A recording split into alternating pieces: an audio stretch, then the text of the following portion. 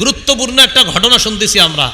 রসুলকে জাদু করেছে জুরাইক গোত্রের এক ব্যক্তি, বনু জুরাইক গোত্রের এক ব্যক্তি। সে হলো ইয়াহুদি, তার নাম লাবিদ ইবনুল আসম। বলেন লাবিদ। আলেম ছাড়া অন্য যারা আছেন আপনাদের পুরাটা মনে থাকবে না। লাবিদ ইবনুল আসম পুরা নাম, আপনারা শুধু একটু মনে রাখেন, বলেন লাবিদ। এই লাবিদ রসুলকে জাদু করছে। তো জাদু করার পর কিভাবে জাদু করছে এটা আবার মুসনাদে আহমদ সহ অন্যান্য বর্ণনায় আসছে। এই লাবিদ কি করছে, তার মেয়েদের মাধ্যমে রসুলকে জাদু করছে। তার মেয়ে নবীজির খাদেমের মাধ্যমে, কোনো এক খাদেম হয়তো নবীর দরবারে আসা যাওয়া করে, অনেকেই আপনার রসুলের দরবারে আসা যাওয়া করত, হয়তো কারো মাধ্যমে কি করছে, রসুল্লাহ সাল্লাল্লাহু আলাইহি ওয়াসাল্লামের মাথার চুল মুবারক এবং মাথা যে আশ্রয় যে চিরুনিটা, এই চিরুনি আনছে। কেউ কেউ বলেন না, চুল আর হলো আপনার চিরুনির মধ্যে যে লেগে থাকে আপনার চুলগুলা, ওই চুলগুলা আর হলো চিরুনি আনছে। আনার পর কি করছে, এই জিনিসগুলা পুরুষ খেজুর গাছের কাদির মধ্যে ঢুকায়া, পুরুষ খেজুর গাছের কাদি এটার মধ্যে ঢুকায়া 11টা গিট দিছে। গিট দেওয়ার পর 11টা ফু দিছে। ফু দিয়ে সুই দিয়া সবগুলাকে আপনার মজবুত করে আটকায়া দিয়া জারওয়ান নামে একটা কূপ আছে, ওই কূপের ভিতরে এটা লুকায় রাখছে। নাউজুবিল্লাহ। কাকে জাদু করতেছে দেখেন, আল্লাহর পরে যিনি শ্রেষ্ঠ। তা আমি আপনি কেন সতর্ক হব না? তো এই কাজ করার পর এবার আম্মা জান আয়েশা সিদ্দিকা রাদিয়াল্লাহু তাআলা আনহা কি বলেন, তোমরা জানো নবীজির কি অবস্থা হয়েছে? হাত্তা কানা রাসূলুল্লাহ সাল্লাল্লাহু আলাইহি ওয়াসাল্লাম ইখাইয়ালু ইয়াফআলু শাইআ ওয়া মা ফাআলা। রাসূলুল্লাহ সাল্লাল্লাহু আলাইহি সাল্লামের অবস্থা এমন হয়েছে, নবীজি কোনো একটা কাজ করতেন, আসলে করেন নাই। নবীজি কোনো একটা কাজ করেছেন, মনে হয়তো করছে, আসলে করে নাই। আচ্ছা আমি কাজটা করেছি, না আসলে করি নাই। তো নবীজি বলতেন আমি এই কাজটা করেছি, না হুজুর আপনি করেন নাই তো, ওহো হা হা করি নাই। মানে ভুলে যাইতেন এমন না, মনে করাই দিলে মনে পড়ে যেত, হা হা করি নাই। তো নবীজির মনে হইতো আমি কাজটা করেছি, তো আম্মা জান আয়েশা বা কেউ যদি হুজুর করেন নাই, ও হা হা করি নাই, এরকম হইতো অবস্থা। তো আম্মা জান আয়েশা বলেন, নবীর যখন এই অবস্থা হয়েছে, রাসূলুল্লাহ সাল্লাল্লাহু আলাইহি সাল্লাম খুব পেরেশান হয়ে গেলেন। একদিন নবীর পালা আমার ঘরে, নবীর বিবিদের কাছে নবী পালা অনুযায়ী যাইতেন।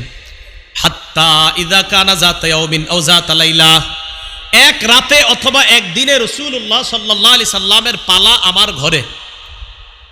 রাতের বেলা লাকিন্নাহু দাআ ওয়া দাআ, আমি বিবি হিসাবে রাতের বেলা রাসূলুল্লাহ সাল্লাল্লাহু আলাইহি সাল্লাম বিবি হিসাবে যে আমারে সময় দেওয়ার কথা, আমারে নিয়ে ব্যস্ত না হয়ে আল্লাহ রসুল সেদিন কি করলেন, খালি আল্লাহর কাছে দোয়া করতে থাকলেন। এত দোয়া করতেছে আল্লাহর কাছে। একটা আরেকটা উদ্দেশ্য হবে, এটা বুখারীতে দেখবেন আপনারা, ওখানে বুখারীর বর্ণনায় ওখানে একটা ছোট্ট করে হাসি আছে, ওখানে আছে যে এখানে আম্মাজান লাকিন্নাহু কেন বলছে। লাকিন্নাহু বলার দুইটা উদ্দেশ্য হতে পারে। এক, যে রাসূলুল্লাহ সাল্লাল্লাহু আলাইহি সাল্লাম লাম ইয়াকুন মুশতাগিলান বি ওয়ালাকিন্নাহু ইশতাগালা বিল্লাহি আযজা ওয়া জাল বা বিদুআ রাব্বিহি, নবী আমারই নিয়ে ব্যস্ত হয় নাই, আল্লাহরই নিয়ে ব্যস্ত হয়েছে। আরেকটা উদ্দেশ্য, শোনো জাদুর মাধ্যমে তোমাদের সাধারণের যেমন ভয়ঙ্কর ক্ষতি হয়, নবীর এতটা হয় নাই। বাকি রসুলের অবস্থা এমন ছিল, তোমাদের অনেকের মাথা বিগড়ায় যায়, নবীর মাথা বিগড়ায় নাই, ওনার আকল বুদ্ধি সব ঠিক ছিল। বাকি উনি মাঝে মাঝে মনে করতেন করছি, আসলে করেন নাই, শুধু এতটুকু। আম্মাজানের লাকিন্নাহু দ্বারা এটা উদ্দেশ্য হতে পারে। তো আম্মাজান বললেন রাসূলুল্লাহ সাল্লাল্লাহু আলাইহি সাল্লাম শুধু দোয়া করতেছে, আল্লাহ আল্লাহ, প্রচুর দোয়া করতেছে। দোয়া করতে করতে এক পর্যায়ে নবীজি আম্মাজানকে বলে, আয়সা আশা আরতি, তুমি কি জানো? তো আম্মাজান বলে কি হয়েছে? আশারতি আল্লাহ কাদ আফতানি মাস্তাফতাইতুহু ফি, আল্লাহর কাছে আমি যে বিষয়ে দোয়া করছি আল্লাহ ওই বিষয়টা আমারে জানায় দিছে। আল্লাহ আমার কি হয়েছে, আল্লাহ আপনি আমারে জানায় দেন, আমার কি হইলো, আমার এমন হয় কেন, আল্লাহ আপনি আমারে জানায় দেন। আয়সা জানো? আল্লাহ আমারে জানায় দিছে। হাবিব কি জানাইছে আপনারে? আমি দেখলাম স্বপ্নে আমি শোয়া, তারপর আয়াতানি রজুলান, দুই ব্যক্তি আমার কাছে আসছে। দুই ব্যক্তি কে কে?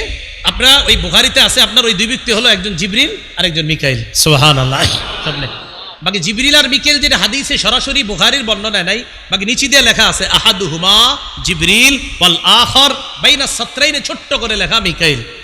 তো রাসূলুল্লাহ সাল্লাল্লাহু আলাইহি সাল্লাম বলেন, আমি দেখলাম কাদা আহাদুহুমা ইনদা রাসি, এই দুইজনের একজন আমার মাথার কাছে বসছে, ওয়াল আখারু ইনদা রিজলাইয়া, আরেকজন আমার পায়ের কাছে বসছে। তাহলে দুই ফেরেশতা স্বপ্নে আসছে, একজন আমার মাথার কাছে বসছে, আরেকজন আমার পায়ের কাছে বসছে। আয়েশা বসার পর জানো কি হয়েছে, একজন আরেকজনে প্রশ্ন করতেছে, প্রশ্ন উত্তরগুলো মন দিয়ে শোনেন। মা ওয়াজিউর রজুল, আচ্ছা এই লোকটার কি হয়েছে? একজন আরেকজনের প্রশ্ন করতে, ওনার কি হয়েছে? তো প্রশ্নকারী প্রশ্ন করার পর জবাব যিনি দিচ্ছে তিনি বললেন মাতবুব, মাতবুব মানে মাসহুর, তাকে জাদুগ্রস্ত করা হয়েছে, তাকে জাদু করা হয়েছে। আচ্ছা জাদু করা হয়েছে? কয় হ্যাঁ। কয় মান তব্বাহু, কে জাদু করছে? এবার জবাব যিনি দিচ্ছে তিনি বলতেছে লবিদ ইবনুল আসম। ও আচ্ছা, লবিদ ইবনুল আসম জাদু করছে। সুবহানাল্লাহ। মানে রসুলকে নবীজি কয় আমি মন দিয়ে শুনতেছি দুইজন কি কয়, একজন আরেকজনকে কয় ওনার কি হয়েছে? তো পাল্টা উনি জবাব দিচ্ছে, কয় ওনারে জাদু করছে। প্রশ্নকারী কয় কে জাদু করছে? উত্তরদাতা কয় লবিদ ইবনুল আসম জাদু করছে। এবার প্রশ্নকারী কয় ফিয়াই সেইন, কিসের মধ্যে জাদু করছে? নবীজি কয় আমি এটা ভালো করে মন দিয়ে শুনতেছি যে কিসের মধ্যে জাদু। এবার জবাব যিনি দিচ্ছে উনি বলতেছে ফি মুশতিন ওয়া মুশাতাতিন, কয় চিরুনির মধ্যে, ওয়া মুশাত আর আসরানু যে চুলগুলো আছে এই চুলের মধ্যে জাদু করছে। নাও নবীজি আমি খুব সব শুনতেছি। আচ্ছা এটার মাধ্যমে জাদু করছে? হ্যাঁ, ফি মুশতিন ওয়া মুশাতাতিন ওয়া জুফি তালআতি, অজুফি তলআতি নাখলিন জাকারিন, কয় পুরুষ খেজুর গাছ, এই পুরুষ খেজুর গাছের কাদি দিয়ে, মাথার চুল দিয়ে আর চিরুনি দিয়ে কি করছে? জাদু করছে। এরপরে প্রশ্নকারী বলতেছে আচ্ছা কোথায়? ফি বিইরি জারওয়ান, জারওয়ান নামক কূপের মধ্যে করছে। আয়েশা জানো আমি সব জেনে ফেলছি, এখন শুধু অপেক্ষার পালা। পরের দিন রাসূলুল্লাহ সাল্লাল্লাহু আলাইহি সাল্লাম হযরত আলী, হযরত আম্মার, হযরত জুবায়ের তাদেরকে নিয়ে ওই কূপের কাছে গেলেন। যাওয়ার পর তারা তিনজন ওই কূপ সেচলেন। পানি উঠানোর পর কাদার নিচ থেকে ওই চিরুনি চুল এইগুলা বের করলেন। করার পর নবীজি দেখলেন। দেখার পর আম্মাজান আয়েশা রাসূলকে বললেন আফালা ইস্তাখরাজতাহু, হুজুর আপনি কি এটা জনগণের সামনে প্রকাশ করা উচিত না? মানে কি প্রকাশ? এই যে আপনারা লবিদ ইবনুল আসম না কে কি করলো এগুলো তো জানায়া দেওয়া দরকার, এগুলা নিয়ে একটা আলোচনা হওয়া দরকার। নবীজি বললেন আয়েশা কারিহতু আন উসাব্বিরু আলান নাস, কারিহতু আন উসাব্বিরু আলান নাস ফিহি শাররা। আয়েশা যে বিষয়ে ফিতনা হয় এই বিষয়ে আমি এড়ায়া যাই, এইগুলো আলোচনা হইলে আরো বেশি বাড়বে, এই আলোচনা আমি আনতে চাই না। রাসূল আদেশ করলেন সুম্মা দুফিনা, তখন ওইগুলাকে কি করা হলো? দাফন করে দেওয়া হলো। তো নবী বিষয়টা কি করলেন যে উনি এইটাকে দাফন করে দিলেন আর বললেন আয়েশা এইগুলা নিয়ে আলোচনা করলে খালি আলোচনা হবে আর মানুষ আগ্রহী হবে, দেখি কিরকম চুলটা কেমন নবীজির, চিরুনিটা কেমন, তো এইগুলা নিয়ে অনেক আলোচনা হইতে পারে। এই জন্য আয়েশা আমি আদেশ করে দিছি এগুলার যেন দাফন করে দেওয়া হয়, দাফন করে দেওয়া হয়েছে। এই প্রসঙ্গে আল্লাহ পাক রব মুসনাদে আহমদের বর্ণনা, আল্লাহ পাক রব্বুল আলামিন গিট দিছে কয়টা? গিট দিছে কয়টা? 11। এই 11টা গিট যেন দিতে না পারে, কারা কারা গিট খুলতে চাই? হ্যাঁ, গিট যেন আমাদেরকে দিতে না পারে। আল্লাহ পাক রব্বুল আলামিন সূরা ফালাক আর সূরা নাস এই দুইটার একটার মধ্যে 5 আয়াত আর একটা 6 আয়াত, মোট 11 আয়াত। এই 11টা গিট যেন আপনার ক্ষতি করতে না পারে, এই 11 আয়াত আল্লাহ দান করছে। এই জন্য প্রতিদিন ফালাক আর নাস মিস করবেন না। বাচ্চাদেরকে কি করবেন? ফালাক নাস পরে ফু দিবেন। ছোট বাচ্চাদেরকে ফালাক নাস সূরা ইখলাস এগুলা পরে কি করবেন? ফু দিবেন প্রতিদিন। কথাগুলা কি বুঝে আসছে সবার? তাহলে জাদু এটা হলো হারাম, জাদু আমরা কাউকে করব না, কেউ আমাদেরকে যেন জাদু করতে না পারে। আল্লাহ পাক রব্বুল আলামিন আমাদের সকলকে একটু মন দিয়ে যে বিষয়গুলো বুঝলাম, জিবরিল, মিকাইল, ইসরাফিল, রসুল, যত আসমানি কিতাব আছে সব আমরা বিশ্বাস করি। আল্লাহ পাক রব্বুল আলামিন বলেছেন জিব্রাইলের শত্রু তারা যারা আল্লাহর শত্রু, যারা মিকাইলের শত্রু, যারা ইসরাফিলের শত্রু।